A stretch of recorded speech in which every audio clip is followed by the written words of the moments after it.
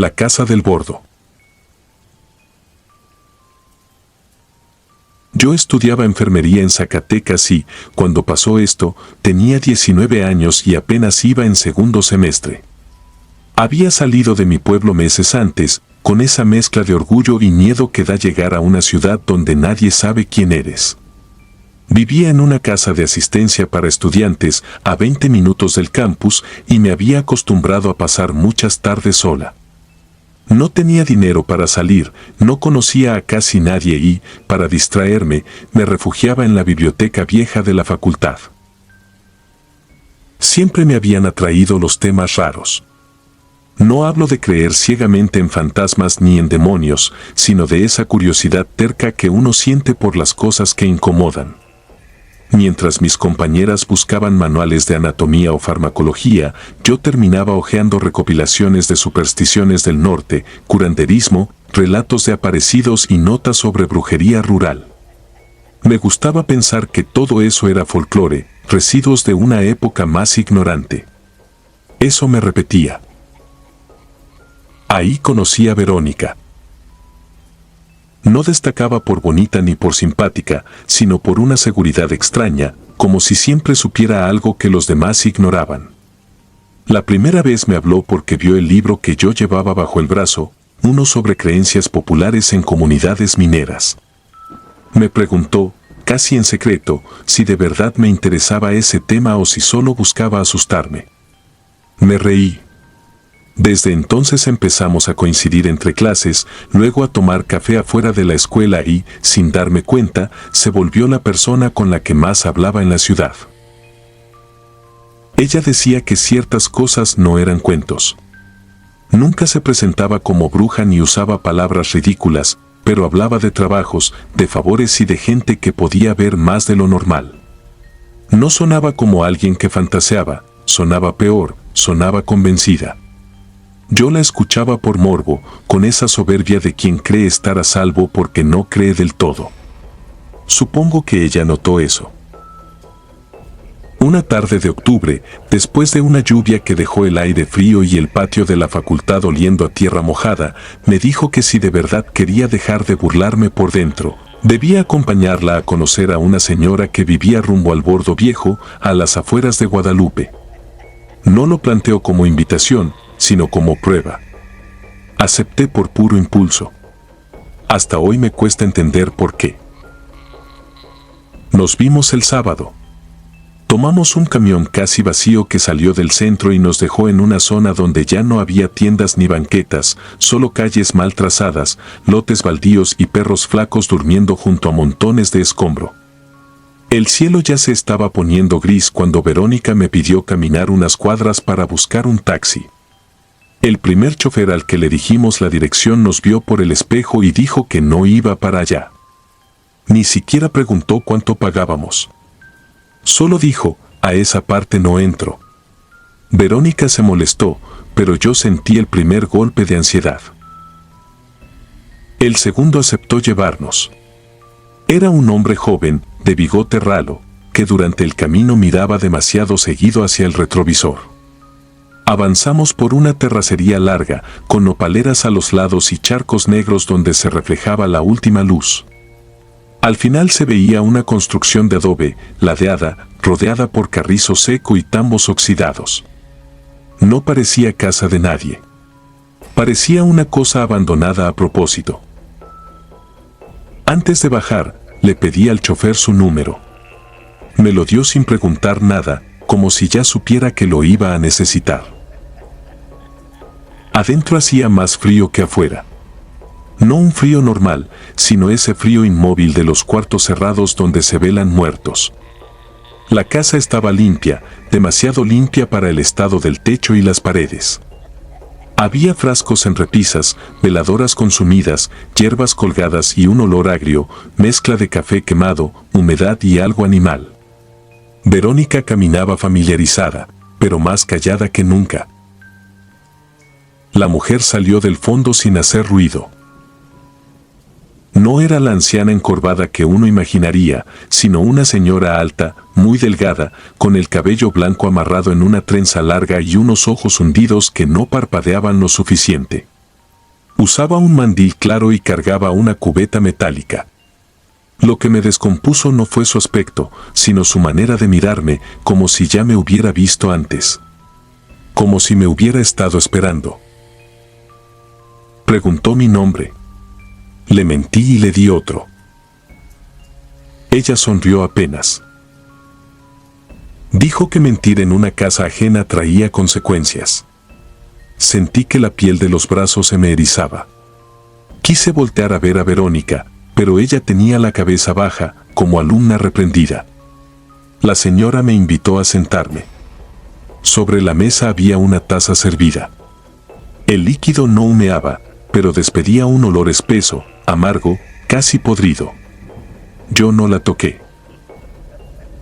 Entonces escuché algo en el pasillo. Pensé que era otra persona, quizá alguien viviendo ahí. Pero no eran pasos normales. Sonaban como si arrastraran costales húmedos sobre el piso. La señora siguió hablando de cosas que ya no recuerdo, porque toda mi atención estaba clavada en esa oscuridad del fondo. Alcancé a distinguir una silueta pequeña detenida en el marco de una puerta. Una silueta con trenzas. Una muchacha. Lo peor fue reconocer mi suéter. Era yo. No una sombra parecida. No una confusión.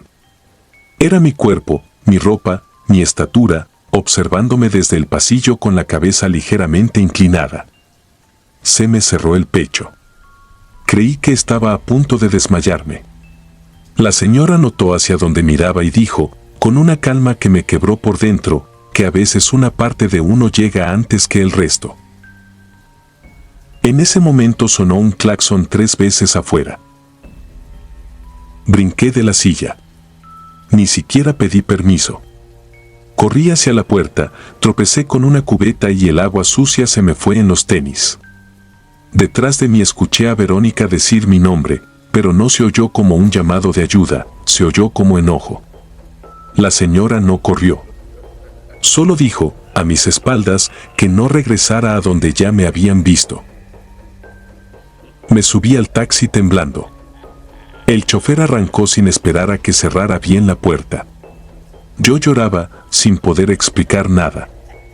Cuando me preguntó qué había pasado, solo pude decirle que ahí adentro había alguien igual a mí. Él no contestó enseguida. Después dijo algo que todavía me despierta algunas noches, entonces se alcanzaron a sacarte la medida.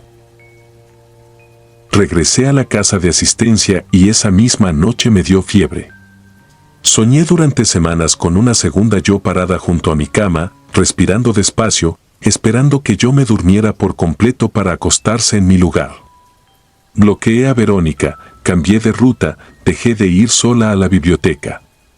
A los pocos meses me enteré de que había dejado la escuela. Nunca volví a verla.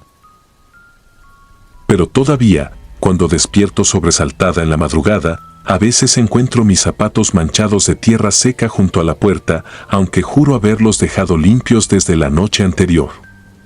Y hay mañanas, muy pocas pero suficientes, en que mi reflejo tarda un segundo de más en imitarme.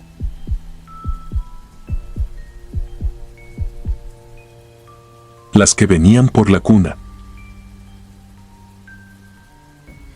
Me llamo Tomás, y durante muchos años juré que nunca iba a contar esto porque, al ponerlo en palabras, sentía que le daba forma otra vez. Hay cosas que uno puede enterrar si las deja quietas dentro de la cabeza. Pero también hay cosas que, aunque pasen los años, siguen respirando detrás de uno. Esta es una de ellas. Ocurrió en 2018, cuando mi esposa Elvira, mi hijo de 6 años y yo vivíamos en un caserío metido entre los cerros de la Sierra de Puebla, a 1 hora de la cabecera municipal. Era un lugar pequeño, de esos donde al caer la tarde ya no se oye más que el viento rozando los pinos, los perros inquietos y algún motor lejano trepando por la terracería. No había casi alumbrado, y después de las 8 de la noche el pueblo entero parecía apagarse. Elvira y yo llevábamos años intentando tener otro hijo. El primero había llegado sin problemas, pero después de eso vinieron pérdidas tempranas, retrasos, consultas y silencios incómodos. Yo quería seguir yendo con médicos, aunque nos costara, pero el dinero nunca alcanzaba y ella empezó a desesperarse de una manera que yo no había visto antes. Dormía poco, se ponía a llorar sin avisar y se aferró a la idea de visitar a una mujer de la que hablaban en los ranchos de arriba. No la llamaban bruja, al menos no de frente. Decían que curaba empachos, mal de ojo, esterilidad y trabajos. Yo me negué al principio, pero terminé acompañándola porque me daba miedo dejarla ir sola. La casa de esa mujer estaba apartada del resto, casi metida en monte. Era de bloc sin aplanar, techo de lámina, gallinas sueltas en el patio y un olor fuerte, entre copal, hierbas cocidas y algo agrio, como leche echada a perder. La señora era muy vieja, morena, con la espalda doblada y una voz suave que me incomodó más que si hubiera sido áspera. Apenas vio a Elvira, la tomó de la mano y luego me miró a mí como si yo fuera un estorbo. Dijo que ciertas limpias no admitían la presencia del marido. Mi esposa, ya decidida, me pidió que la esperara afuera. Me quedé en una banca de cemento mientras oscurecía. Al principio escuché murmullos. Después ya no escuché nada. Ni una silla, ni pasos, ni tos. El silencio era tan completo que empecé a sentirme fuera de lugar, como si me hubieran dejado solo en medio de algo que no debía mirar. Cuando pasó casi una hora, fui a tocar. No me abrió nadie. Toqué más fuerte, llamé a mi esposa, y entonces la anciana respondió desde dentro, sin acercarse a la puerta, que todavía no terminaban. Elvira salió unos minutos después. Venía pálida, con la blusa mal abotonada y la mirada ida. Le pregunté si estaba bien.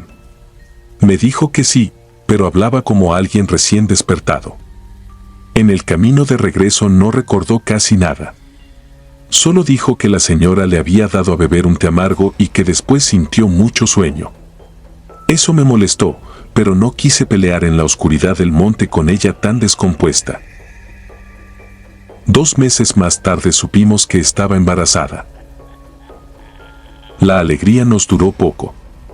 La primera noche extraña fue en noviembre. Yo estaba medio dormido cuando escuché risas afuera, risas de mujer, bajitas, como de comadres cuchicheando en una cocina. Pensé que alguien pasaba por el camino, pero eran más de las 2 de la mañana. Me levanté y vi por la ventana. No había nadie.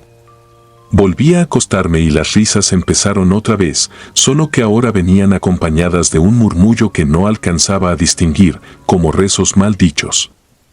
Elvira también las oyó. No sé por qué me agarró el brazo con tanta fuerza que me dejó marcas. Las siguientes noches fue peor. Ya no eran solo voces.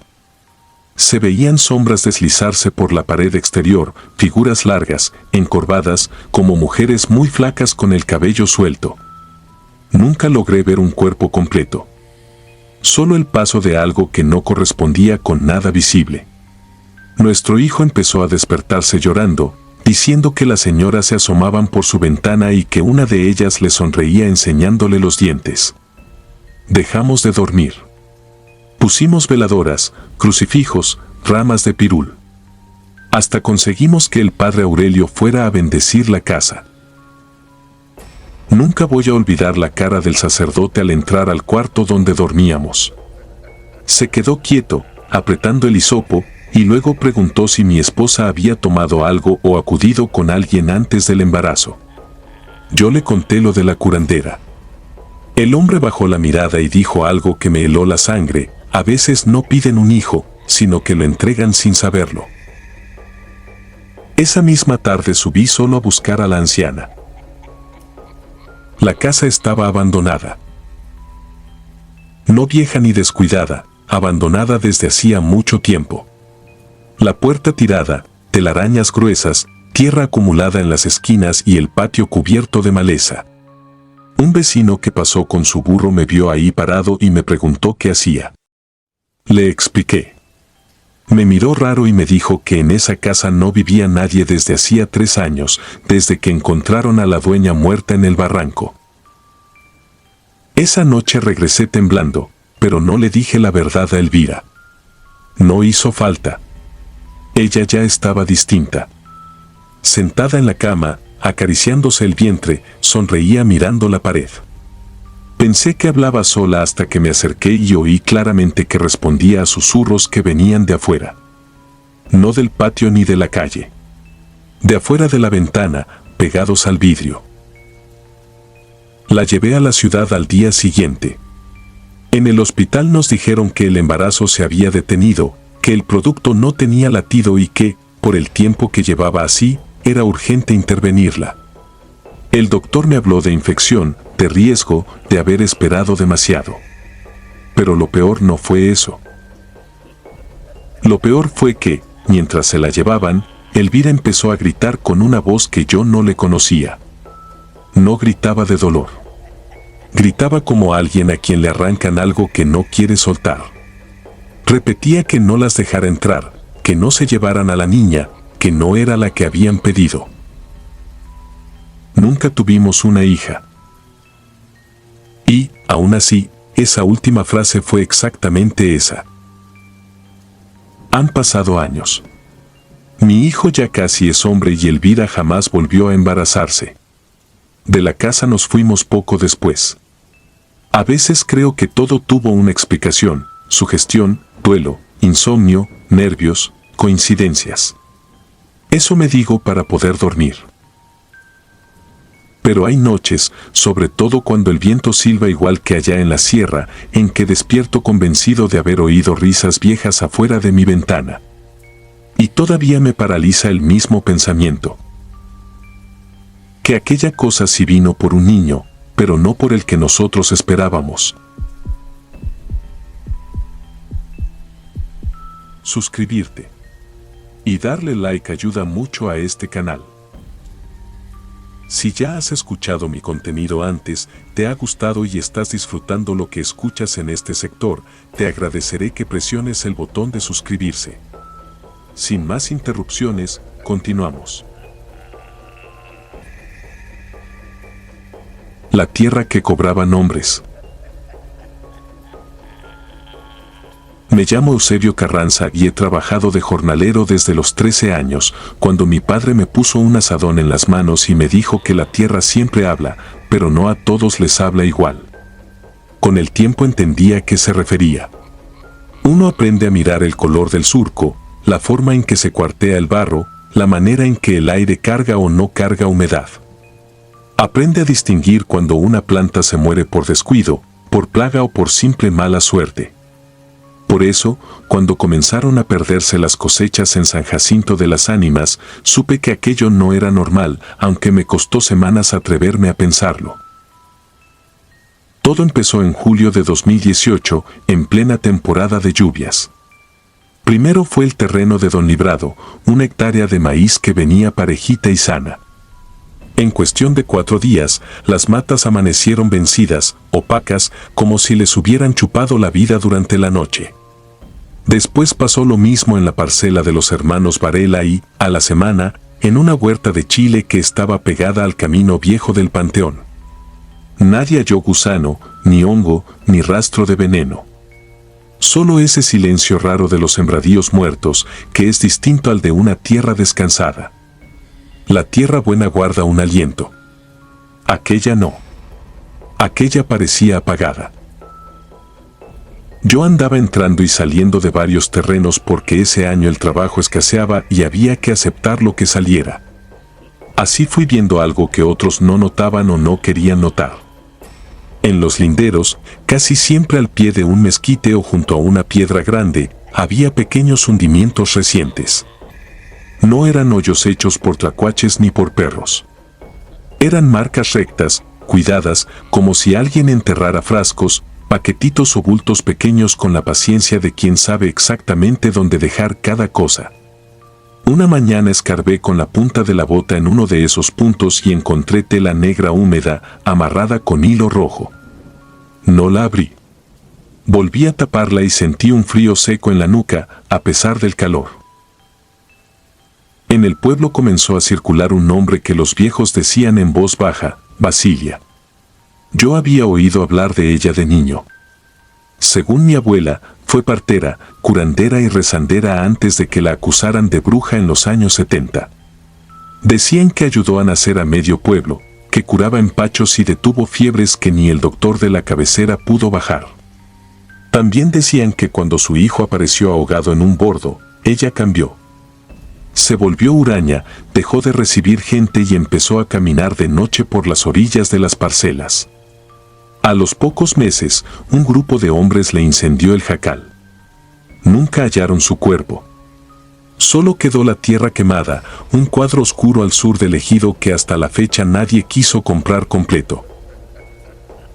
Yo no creía en brujas, no de esa forma. Pero sí creo en la maldad de la gente, y esa a veces se parece demasiado a lo otro. La primera vez que la vi fue una madrugada. Me había quedado a cuidar una bomba de agua en el terreno de los Varela porque el motor andaba fallando y, si se paraba, se perdía el riego. Eran como las 3. La luna estaba tapada por nubes delgadas y todo se veía gris, lavado. Entonces escuché pasos en el carrizo de la acequia. No eran pasos apurados ni torpes. Eran lentos, medidos.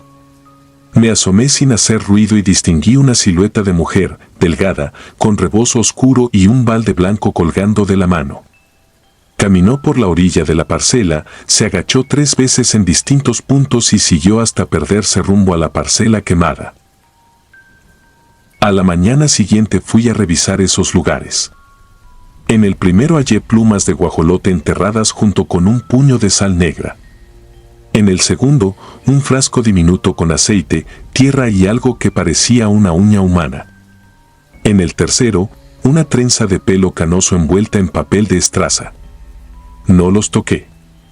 Me quedé viéndolos con una sensación muy parecida a la vergüenza, como si hubiera metido la cara en una intimidad ajena. Cometí el error de contárselo a Mateo, mi compadre. Se quedó callado más de la cuenta y luego me dijo que dejara eso en paz, que en el pueblo había cosas que seguían funcionando aunque la gente ya no creyera en ellas. Le pregunté si sabía quién era la mujer.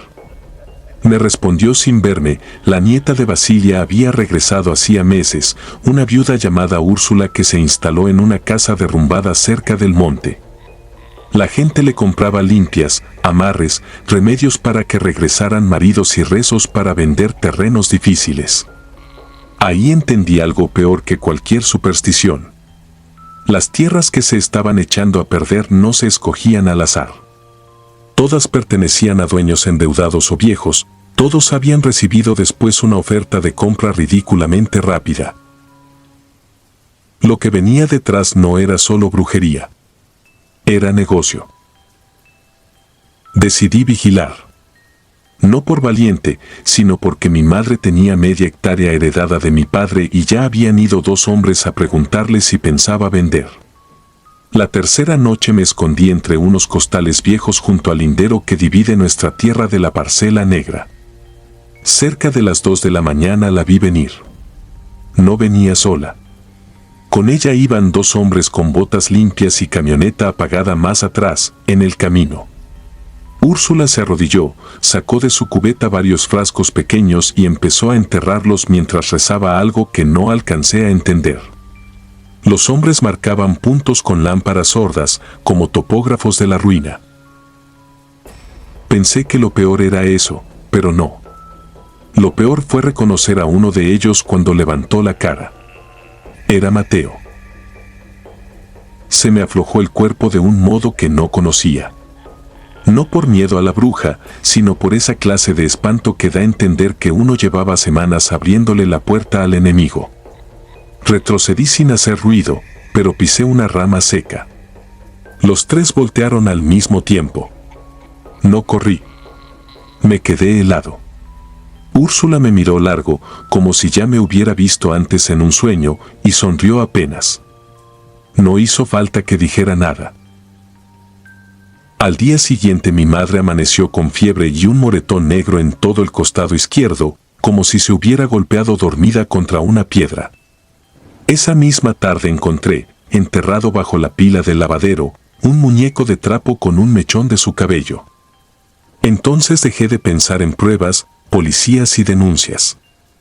En pueblos como el mío, cuando el miedo se mezcla con dinero, la ley llega tarde o no llega. Fui a buscar al padre Genaro, no por fe sino por desesperación. Él me escuchó en silencio y luego me dijo algo que todavía me pesa, que había bendiciones para casas y campos, pero que ninguna servía cuando todo un pueblo había decidido cerrar los ojos.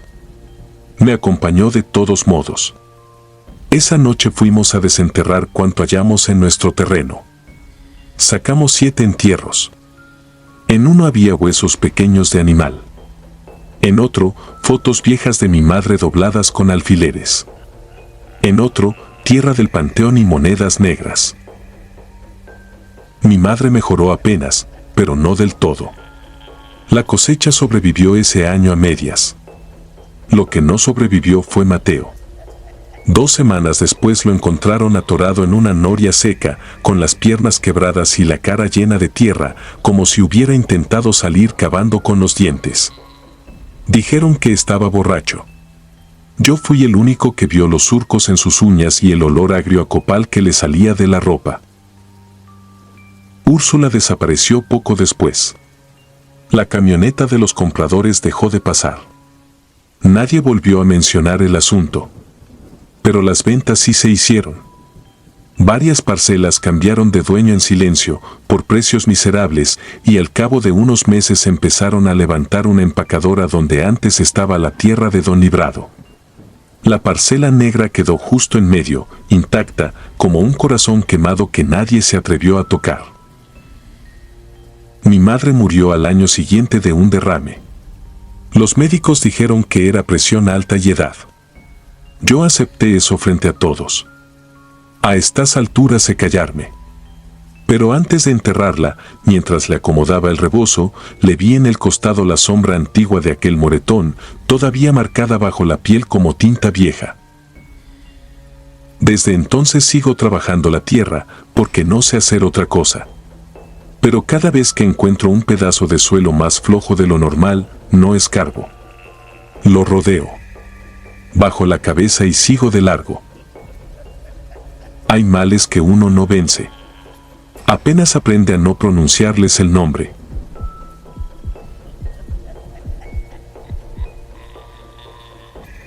La vieja del mezquital.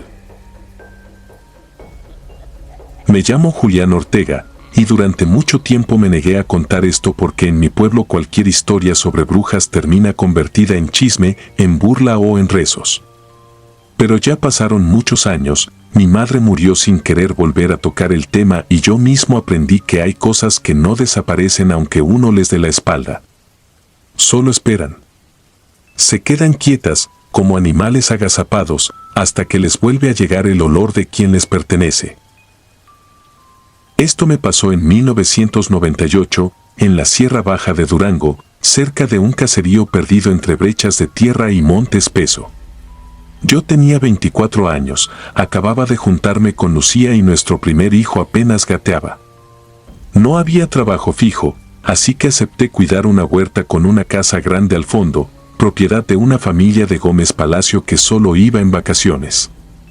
Mi labor era sencilla, dormir ahí 3 o 4 noches por semana, vigilar que no se metieran a robar herramienta, revisar la bomba del agua y darle de comer a 2 perros flacos que más ladraban de hambre que de valentía. La casa quedaba apartada de todo. Para llegar había que dejar la carretera y meterse por una brecha larga rodeada de mezquites, huizaches y piedra. De día el lugar parecía tranquilo, seco, incluso hermoso a su manera. Pero en la noche cambiaba. El monte empezaba a crujir como si caminara gente entre las ramas y el aire se volvía pesado, con ese olor a tierra caliente que no termina de enfriarse. Yo no era hombre miedoso. Crecí oyendo historias de aparecidos, bolas de fuego y mujeres que se convertían en animales, Pero siempre pensé que esas cosas servían más para espantar niños que para explicarle la vida a un adulto. El otro velador se llamaba Tomás. Era mayor que yo y llevaba meses cuidando la huerta cuando me dieron el trabajo. Nos turnábamos la semana. Una tarde, cuando llegué a relevarlo, lo encontré sentado afuera de la casa con un cigarro mal prendido en la boca y los ojos rojos, como si llevara horas sin dormir. Antes de saludarme me dijo que renunciaba. Así, sin rodeos. Le pregunté si se había enfermado o si había tenido problemas con los dueños. Me dijo que no, que el problema estaba atrás, en el mezquital, y al decirlo ni siquiera volteó hacia allá. Solo apretó la mandíbula y me pidió, casi con vergüenza, que no saliera de noche si escuchaba que me llamaban por mi nombre. Recuerdo que hasta me dio risa. Pensé que había tomado o que algo lo había alterado. Él se fue sin despedirse bien. Lo vi arrancar su camioneta levantando polvo en la brecha y, cuando el ruido del motor se perdió, me di cuenta de algo que me dejó inquieto. No se oían pájaros, ni grillos, ni el ladrido de los perros. Era un silencio raro, un silencio de cuarto cerrado, pero afuera. Metí mis cosas a la casa y empecé la rutina. Revisé ventanas, encendí focos del corredor y fui al patio trasero a ver el tanque del agua. Fue ahí donde sentí por primera vez que algo me observaba. No escuché pasos ni vi movimiento al principio. Solo esa certeza brutal, animal, de no estar solo. Levanté la vista hacia la línea negra de los mezquites y distinguí una figura inmóvil entre los troncos. Parecía una mujer muy delgada, con un rebozo oscuro, demasiado quieta para estar a esa distancia en medio del monte. Lo extraño no fue verla. Lo extraño fue sentir, aún desde tan lejos, que me estaba sonriendo. Entré a la casa con una calma fingida que no me duró nada. Cerré la puerta trasera, agarré una linterna y me quedé un rato observando por la ventana. La figura ya no estaba. Me convencí de que tal vez era una rama, una sombra mal acomodada por la tarde. Me serví café, prendí la televisión solo para llenar el silencio y traté de relajarme. Serían poco más de las 8 cuando escuché 3 golpes en la puerta de atrás. Secos. Parejos. Acomodados con los nudillos. Fui de inmediato a mirar por el vidrio. No había nadie. Los perros estaban debajo de la mesa del corredor, metidos uno contra el otro, temblando. Nunca los había visto así. Ni siquiera levantaron la cabeza cuando abrí la puerta y salí con la linterna. El patio estaba vacío, pero la tierra blanda junto al lavadero tenía marcas. No eran huellas normales. Eran como pisadas desnudas, largas, de dedos flacos, hundidas muy hondo, como si quien las dejó pesara más de lo que debía. No sé por qué hice lo siguiente. Tal vez por orgullo, tal vez por miedo a aceptar que Tomás tenía razón. Seguí las marcas hasta la orilla del mezquital. Apenas avancé unos metros cuando escuché mi nombre, dicho con la voz exacta de mi mujer. Julián. No fue un grito ni un susurro. Fue la voz limpia de Lucía, igualita a cuando me hablaba desde la cocina. Sentí que el estómago se me vació. Mi esposa estaba a casi 2 horas de ahí, en el pueblo, acostando al niño. Di un paso atrás y entonces la risa comenzó. No venía de un solo punto. Sonaba entre los árboles, arriba, a un lado, atrás de mí. Era la risa de una anciana, sí, pero no de una vieja débil. Era una risa fuerte, llena de saliva, como si se estuviera ahogando de gusto. Alumbré desesperado entre los troncos y la vi cruzar de uno a otro con una rapidez imposible, encorvada y al mismo tiempo ligera, como un animal. Alcancé a verle la cara apenas un segundo, piel arrugada, ojos demasiado claros y una boca oscura, abierta más de lo normal. Corrí a la casa y atranqué la puerta. Esa noche caminaron sobre el techo hasta el amanecer. No eran pasos pesados, sino pequeños brincos, rápidos, de aquí para allá, como si algo buscara por donde entrar. A ratos olía a tierra podrida y a pelo quemado. A ratos escuchaba que arañaban la ventana del cuarto. No dormí un segundo. Al salir el sol fui a revisar afuera. En la tierra, junto a mi ventana, encontré un montón pequeño de huesos de pájaro amarrados con un listón rojo y una trenza de cabello negro. Ese mismo día me fui. 2 meses después supe lo que pasó con los dueños. La señora apareció muerta en el patio, con la mandíbula dislocada y tierra metida en la boca. Al esposo lo encontraron vivo, pero perdido de la cabeza, repitiendo que su mujer llevaba varias noches saliendo al monte descalza y regresando antes del amanecer con espinas en el cabello. Nunca volví a ese lugar. Lo peor no fue enterarme de eso, sino recordar algo que mi madre me confesó años más tarde, ya enferma. Cuando yo era niño, una curandera del pueblo le dijo que alguien de la familia traía sombra de aire desde mi abuelo y que algún día una mujer vieja iba a venir a reclamarlo. Desde entonces no entro al monte de noche. Y cuando el viento pega contra la lámina de mi casa, todavía me quedo quieto, esperando no escuchar la voz de Lucía llamándome desde afuera, aunque ella lleve enterrada 6 años.